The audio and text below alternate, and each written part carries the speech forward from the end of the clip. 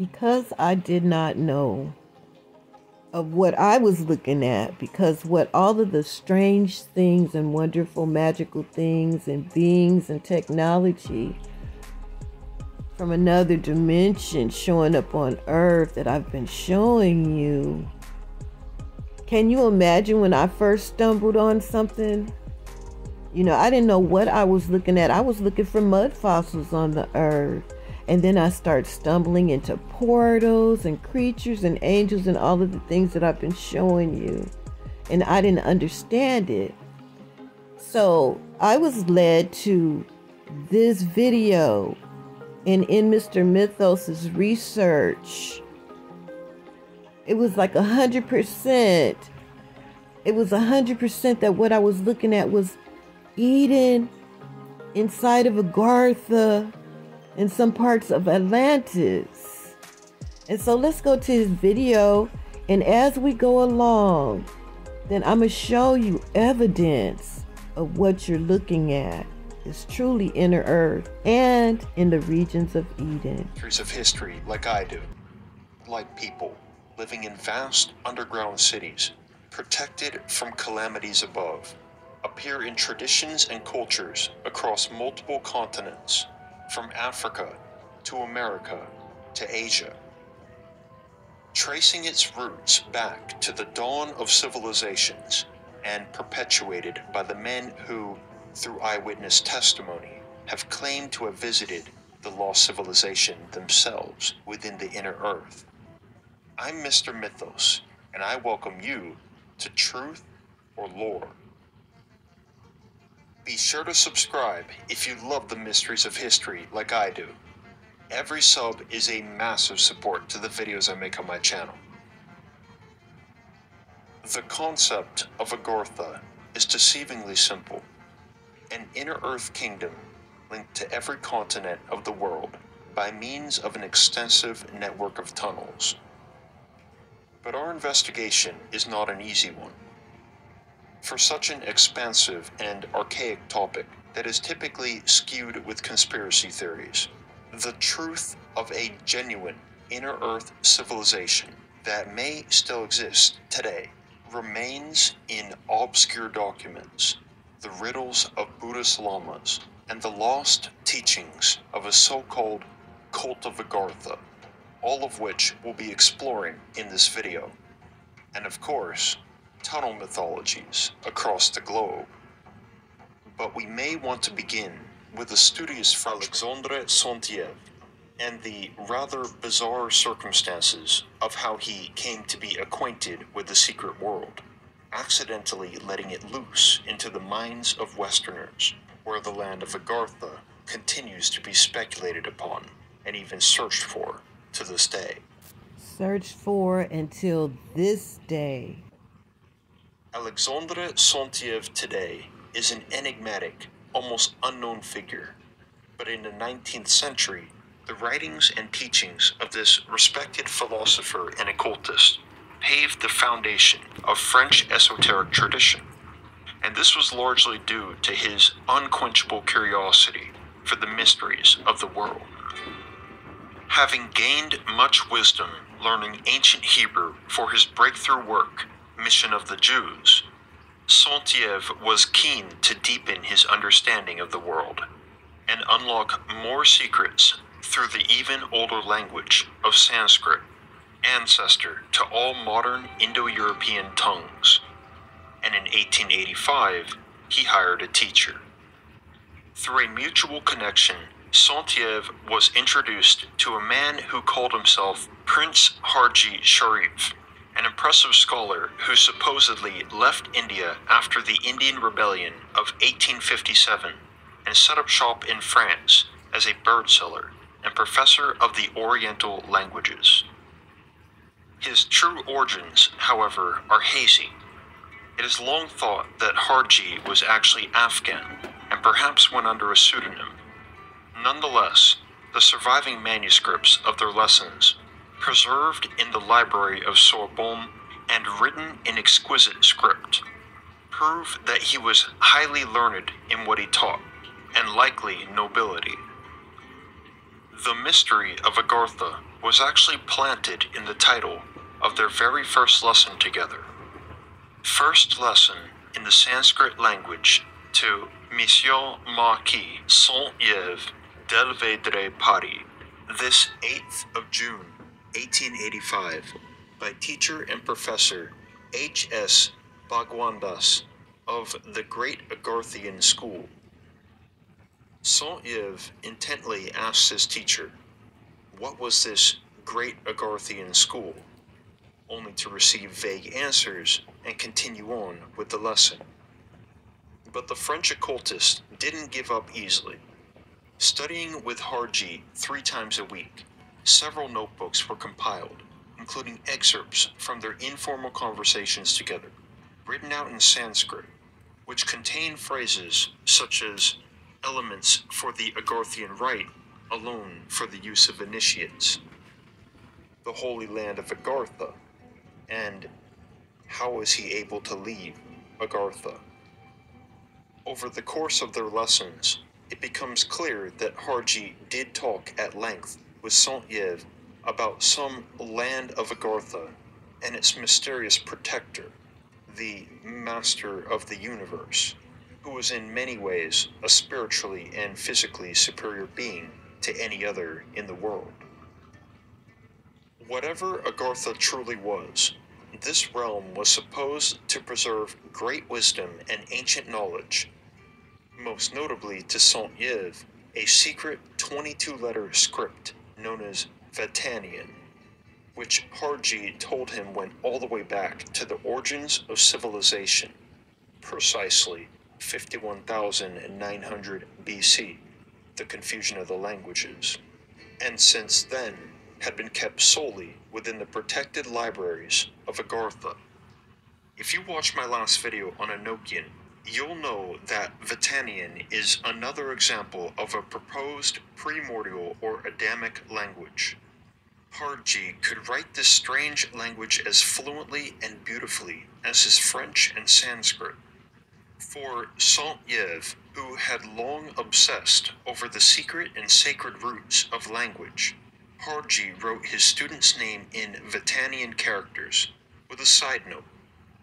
Here, according to your ardent desire, but really, you are not yet sufficiently prepared for Vatanian. Slowly and surely. Very likely, without his teacher's knowledge, Saint-Yves had amassed extremely detailed notes from his time with Harji Sharif and compiled them into a book entitled Mission of India in Europe, Mission of Europe in Asia. This work is, without a doubt, the first thorough description of Agartha in the Western world. Pay close attention, as these details will be important when we cross-compare with other sources. According to Saint-Yves, the hidden land of Agartha lies deep below the surface of the earth, somewhere in the mountain ranges of the Himalayas. This enormous underground complex of cities and a population of millions is ruled by a sovereign pontiff known as the Brahmatma and his 2 colleagues, the Mahatma and the Mahanga, upholding the highest of values in their authority. As protectors of knowledge, the entire collected wisdom of the ages is enshrined in its massive stone libraries, engraved in pillars in Vatanian script. He goes on to reveal that the Agarthian civilization was once above ground, but driven under and concealed from the rest of the world at the onset of the Kali Yuga, the present Dark Age cycle of Hindu chronology, around the year 3200 BC. Agartha is prophesied to reveal itself to the surface once again, but only once the world above attains spiritual balance in our governance. Long has this hidden civilization enjoyed advancement of technology at a greater pace than our own, including gaslighting, railways, and air travel. And when describing one of their most prominent technologies, Saltyev accurately predicts fiber optics over 1 century before their invention. He describes, quote, electrical pathways, not made of steel, but of flexible glass, which do not imprudently deplete the carbon reserves of the planet, nor saddle it with an iron framework, no less conducive to the spread of some cosmic plagues. Though Agarthian society. After hearing Mr. Mythos, I clearly understood what I was looking at. I knew I was looking into Earth. Yeah, this is Google Earth Africa. Yeah, there's dragons all in there too with the fiber optics, the railways. And there are riders on the rails. Those are vehicles with riders on them. More dragons that you can see the pattern of their on their skin. Yeah. Many dragons. They lay hold on each other. So we're going to take a quick measurement. This looks like the end of this one.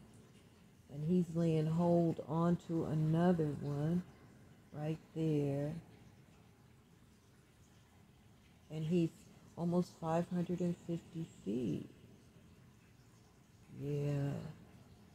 There's many dragons, a larger one right above him.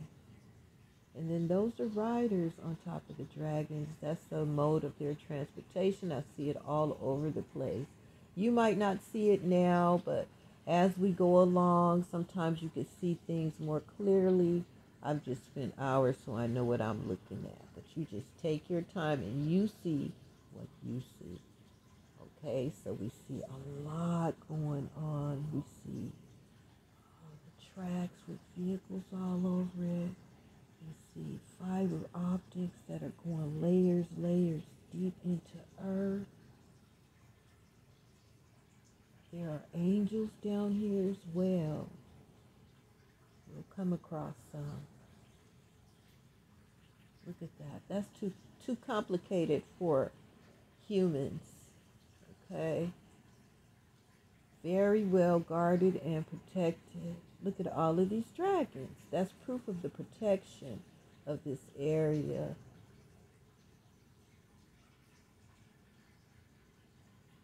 Way deep down. So this is like trillions and trillions of miles of fiber optics and rails. And I see them all over the continent. This is a concentrated area, but I have found a few other areas just as concentrated as this one. And we're just scratching the surface of this one on this particular video. It goes on and on, all kind of motherboards. Some of the areas, the cloaking device is on a lower frequency and you can see colors. And then we have structures like this one, little roads and structures, obviously not made by mankind. And even though it's milky, you could see the fiber optics underneath. That's why I said it's a glass barrier there that we're looking through. And the appearance of these things on top, you know, of course it's more clear. As we look down in there, you will be able to make some things out. Faces and different things like that. Angels and dragons. Yeah, but you're looking through the glass barrier. Look how busy that is. It's so busy, and all the fiber optics are crossing, going in different directions, layer on top of layer. Then you have the activity of the rails there, all in between. It would be impossible for mankind to pull this off. They don't have the resources or the manpower. And with the angels and dragons present, I don't think man have ever stepped foot on this area. Otherwise, it would have been told. There's all underneath the fiber optics, which I believe are Atlanteans. Some of them. Thank you so much, Mr. Mythos, for your research. Because when I start finding this stuff and I started looking up Agartha and Inner Earth, I was led to your video. And I mean, all of the things that you mentioned in your video have been found on the continent of Africa. And the reason why I believe this is the region of Eden will be explained. Okay? I have evidence that this is truly Eden. Yeah, we have strange roads all over the place. This one is black with a blue glow. Yeah, look how busy that is. More structures not made by humans.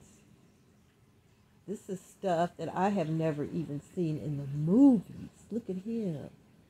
Look at him.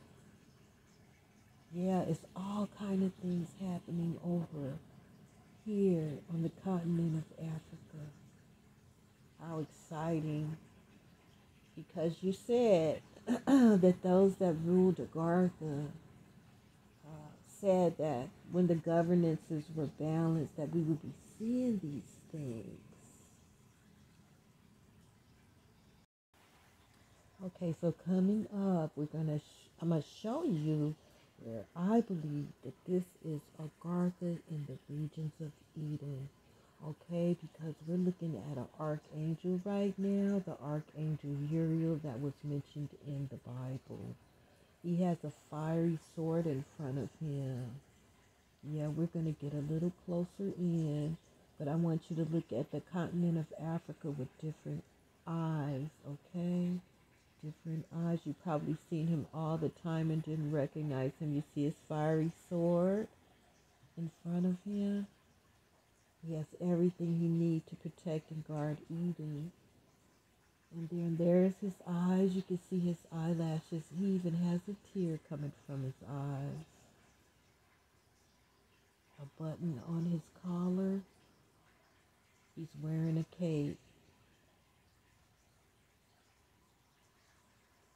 You can even see the darkness of his belly.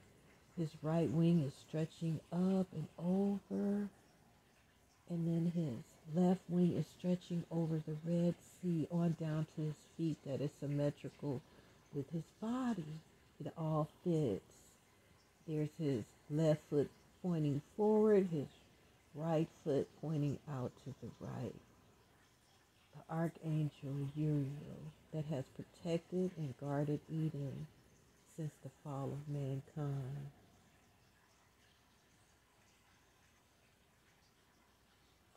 So this is one of my first pieces of evidence because he has stood post. This is a manifestation of him. Yeah. And if you measure him out, he's like, I believe about 44,000 miles from the top of his wings down to his feet. Yeah. The Archangel Uriel over Eden. So now we're going to go to some more evidence of this being Eden.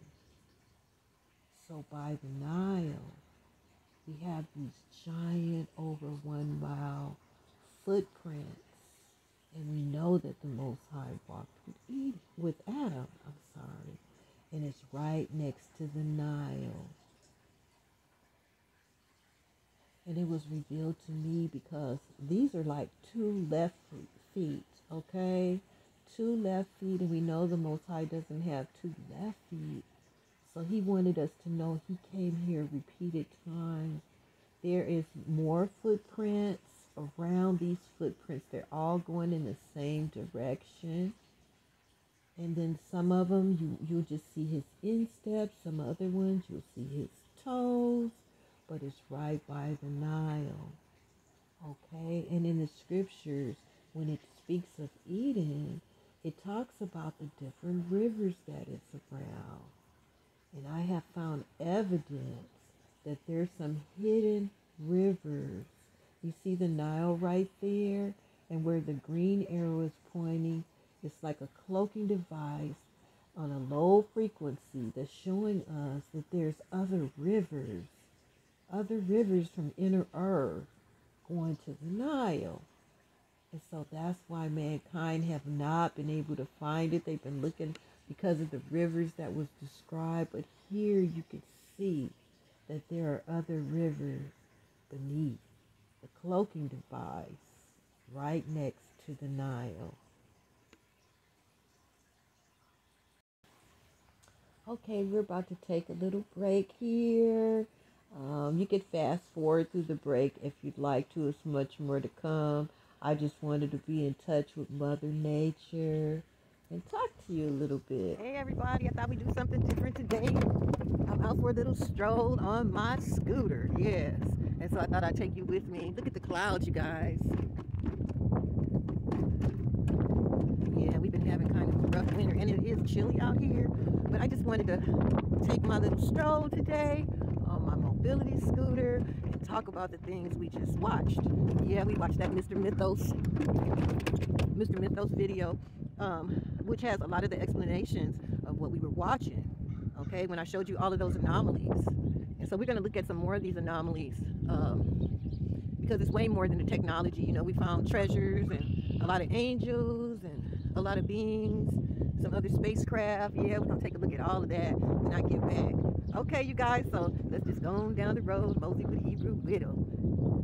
Look at those clouds. Beautiful blue sky.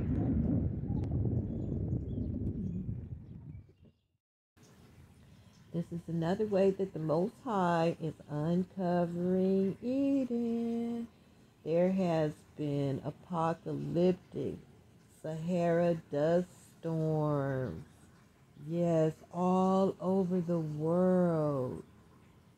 Yeah, the Sahara sands are emptying out, and we're like on the bottom of it. So Eden was covered up by sand as well. And you've seen all of those sand dunes. Well, we're getting at the bottom of it now. And what's at the bottom of it is amazing.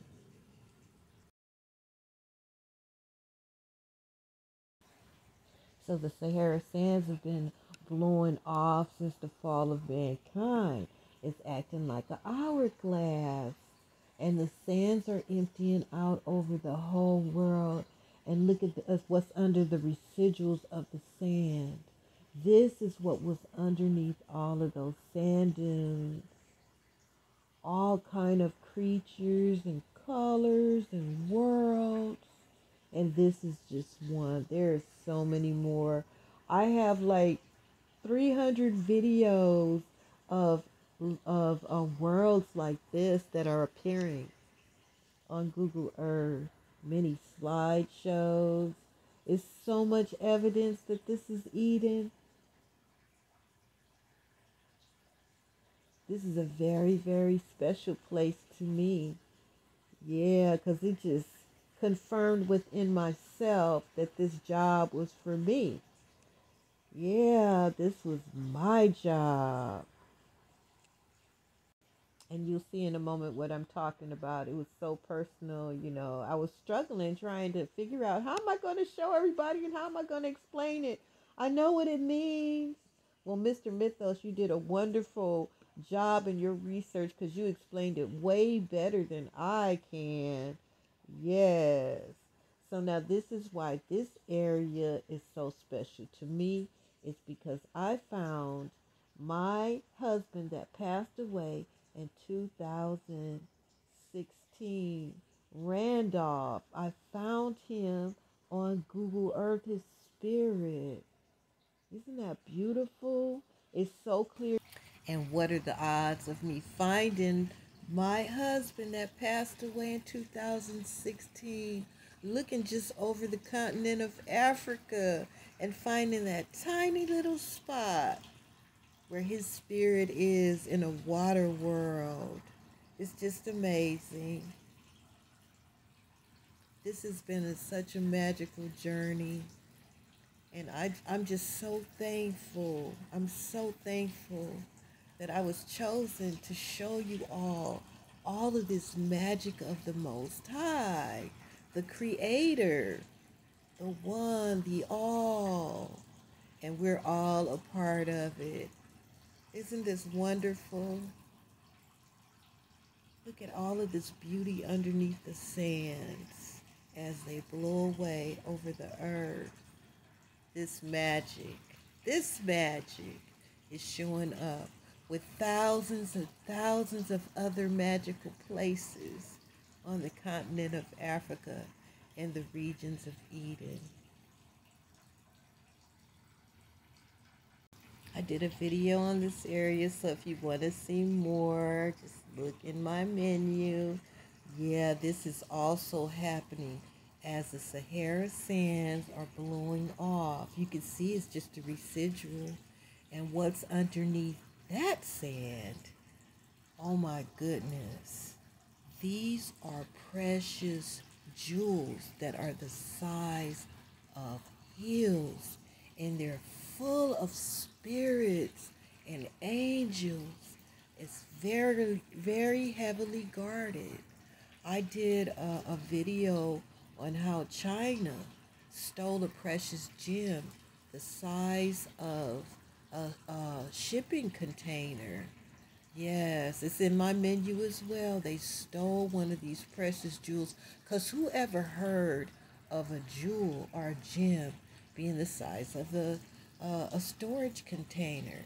Well, that's just a little crumb of what I have found. And I have found fields and fields of precious stones being uncovered.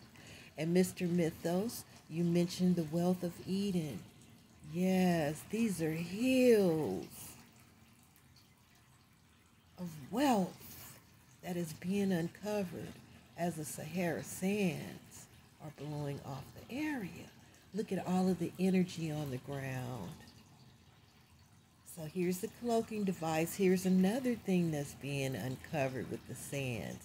You can see it's just a little of residual left over, and the grounds are turning blue. The residuals are turning different colors. Now, I showed you the railways that are in the area of technology. But here, you said that they had vehicles that could fly. And here we see a vehicle, and it has passengers in it. I see a king at the control panel with a white coat and one of those imperial crowns. Yeah, he has a princess sitting nearby, others in there. I even see a little baby with blue on. Someone is holding. You can see his little fist. It's many in this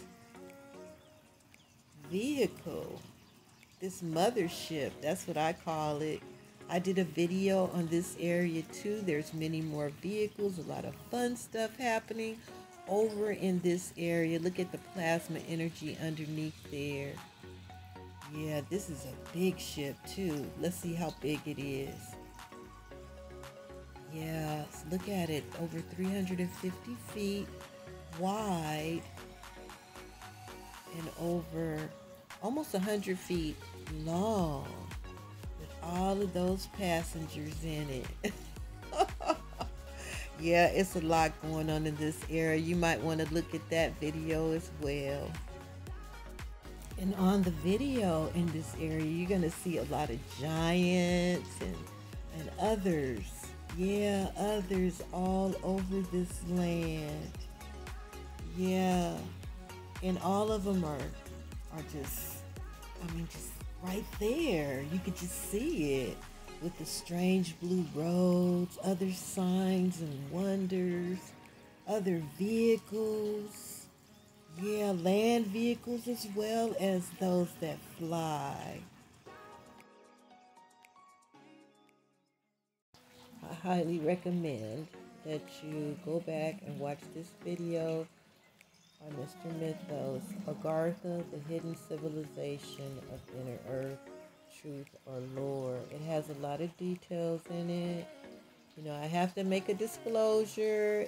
I'm not claiming to believe in all of these religions that he mentioned, but I do believe that the documentation is there.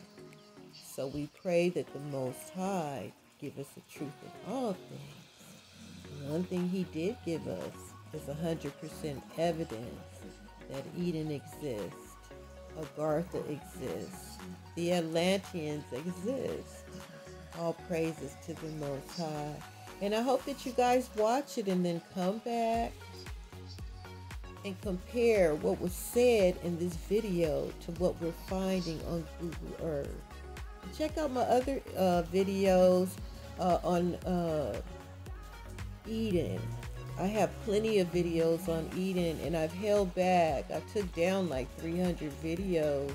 There's so many areas, so many different heavens, so many different angels, different kind of angels, and there are many different creatures there, and well, beyond our understanding, there's motherships, there's titanic spirits, there is love in Eden from those of other worlds.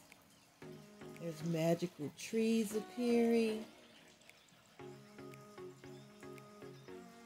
There's aquatic, titanic seahorses in portals.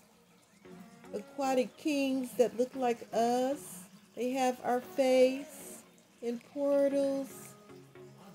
There's technology with dragons and rails and fiber optics and angels. There's dragons. There's structures from other worlds. There's angels. Myriads of angels in Eden. You can even see some of their faces from Google Earth, which means they're titanic. So we're going to end this video right here with Thanksgiving unto the Most High and come back with a part 2 very shortly, going into our holy city. May this be a sweet smell to you, Creator Yahweh, my loving Heavenly Father. May it be a sweet smell to you and to all of my fellow servants in the kingdom of the Most High that's watching in this world and beyond.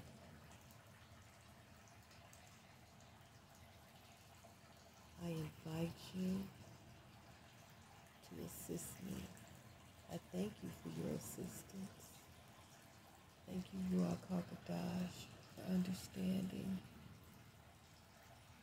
Thank you, fellow servants, for all that you do. May the Most High bring peace upon His people, cleanse us from all iniquity, and help us to forgive those that have trespassed against us, so that we can move forward in power and love. No weapon formed against us shall prosper. And yea, though we walk through the valley of the shadows of death, we will fear no evil, for thou art with us. Hallelujah. May you give peace and blessing to your people today, Yahweh. Bless our children, all of our offspring. Bless us all with peace and love.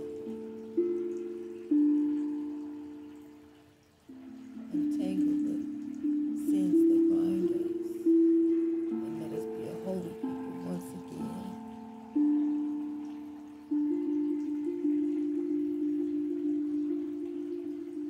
Love you, Father. Hallelujah, hallelujah, hallelujah. I send infinite love and light to all of my fellow servants in the kingdom of the Most High, in this world and beyond. Shalom.